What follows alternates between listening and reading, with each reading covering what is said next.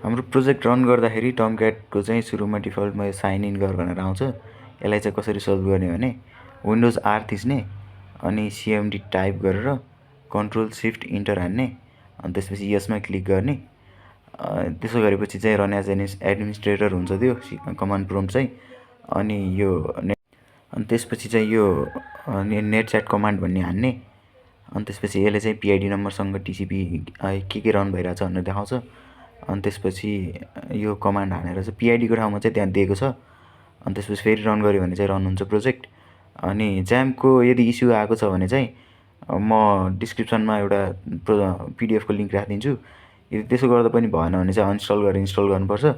यदि माइएसक्युएलमा port issue रहेछ भने चाहिँ त्यो पोर्ट चेन्ज गर्ने उता गएर अनि कोडमा गएर चाहिँ युटिल्सभित्र गएर डाटाबेस कनेक्सनभित्र गएर यो पोर्ट चाहिँ चेन्ज गर्नुपर्छ है।